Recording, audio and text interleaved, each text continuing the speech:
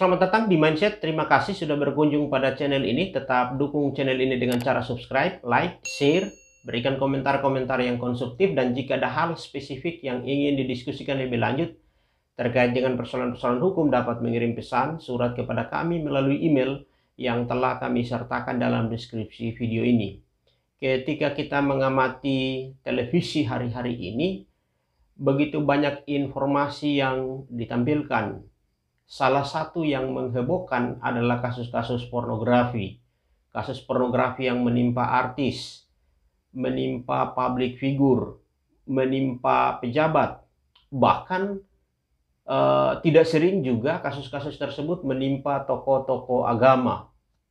Sebetulnya perkara-perkara ini menjadi perkara yang biasa, tetapi kemudian menjadi demikian wow, menjadi demikian fantastis, booming di kalangan kita karena kedudukan mereka. Mereka adalah public figure, tokoh agama, artis, pejabat yang harusnya memberikan contoh yang ideal, tetapi malah sebaliknya membuat gaduh.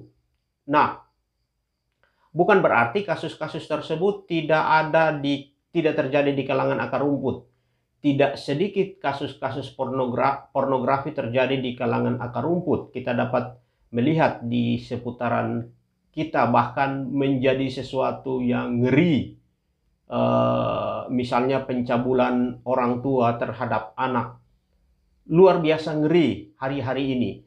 Ada juga yang menarik untuk dilakukan pengkajian, mungkin ringan, mungkin sepintas kasus ini tidak terlalu diperhatikan, tetapi menarik untuk dilakukan pengkajian terkait dengan mengintip orang mandi, merekam orang yang sementara mandi. Nah, apakah perilaku-perilaku tersebut bertentangan dengan norma? Perumusannya seperti apa ketika kita bicara pada tataran norma hukum, dan bagaimana permintaan pertanggungjawabannya? Nah, ketika kita bicara soal pengaturan secara norma, kita tentunya dapat melihat dari berbagai sudut pandang norma itu. Norma agama misalnya, tentunya melihat dari proses perumusan agama yang berlaku di Indonesia. Lalu kemudian norma kesusilaan, norma kesopanan. Norma kesusilaan dan norma kesopanan ini nilai takar, nilai ukurnya adalah kebiasaan, kepatutan dan kepantasan yang ada di dalam masyarakat. Terhadap sanksi atas norma-norma kesusilaan dan norma kesopanan itu diberikan secara langsung oleh masyarakat. Nah, yang sedikit menarik adalah terkait dengan norma hukum, terkait dengan hukum. Tentunya harus ada dalam pikiran kita, dalam mindset kita adalah ketika bicara soal norma hukum, bicara soal hukum, maka perumusannya harus tegas, perumusannya eksplisit diatur. Ada beberapa pasal yang mengatur tentang perilaku-perilaku pornografi. Misalnya menggunakan Undang-Undang Nomor 44 Tahun 2008 tentang pornografi. Juga dapat menggunakan Kitab Undang-Undang Hukum Pidana. Terhadap dua aturan tersebut dapat kemudian menjadi dasar permintaan pertanggungjawaban. Saya kemudian mencari-cari data, mencari-cari informasi terkait dengan mengintip orang yang sementara mandi. Apakah perilaku-perilaku mengintip orang yang sementara mandi dapat dimintai pertanggungjawaban secara hukum? Cukup minim untuk kasus-kasus seperti ini, cukup minim untuk dimintai pertanggungjawaban. Walaupun ada beberapa kasus yang tetap didorong hingga pemeriksaan di pengadilan. Nah, ada beberapa kasus yang menggunakan pasal yang ada di dalam KUHP, pasal 281K1E KUHP. Ancaman hukumannya lumayan, 2 tahun 8 bulan. Setiap orang yang mengintip orang mandi dapat dimintai pertanggungjawaban menggunakan pasal 281K1E. Lalu kemudian terhadap perilaku merekam orang mandi. Merekam orang mandi ini dirumuskan, perumusannya kalau penyebutan secara eksplisit memang tidak ada, tetapi ada beberapa kasus yang tetap dimintai pertanggungjawaban secara hukum.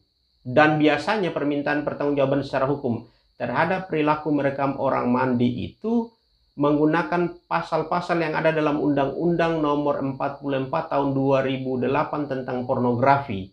Pasal 4 ayat 1, junto pasal 29, di mana di dalam pasal tersebut pertanggungjawaban pidananya, pelakunya diancam ancaman pidana minimal 6 bulan dan maksimal 12 tahun dan atau denda paling kurang 250 juta dan paling banyak 6 miliar. Tidak sedikit. Wow, terhadap perilaku merekam orang yang sementara mandi dan menyebarluaskannya tanpa izin. Nah, tentunya video ini dibuat semata-mata mengingatkan kepada kita untuk tetap berperilaku sepantasnya berdasarkan atas norma-norma yang ada tanpa melakukan pertentangan norma-norma yang berlaku di dalam masyarakat. Juga pencapaian akhir dari video ini, khusus mereka pembelajar di bidang ilmu hukum, memberikan sedikit referensi terkait dengan pornografi, bahwa perilaku mengintip, perilaku merekam orang yang mandi dapat dimintai pertanggungjawaban, walaupun terhadap perilaku mengintip orang mandi memang mungkin di seputaran kita belum pernah terjadi, tetapi ketika kita mencari informasi di media sosial, maka ada beberapa kasus yang tetap dimintai pertanggungjawaban berdasarkan pasal-pasal yang telah saya urai sebelumnya. Mungkin ini beberapa hal yang bisa saya bagikan. Tetap dukung channel ini dengan cara subscribe, like, share, berikan komentar-komentar yang konstruktif, dan jika ada hal spesifik yang ingin didiskusikan lebih lanjut terkait dengan persoalan hukum, dapat mengirim pesan surat kepada kami melalui email yang telah kami sertakan dalam deskripsi video ini. Semoga bermanfaat. Sekian dari saya.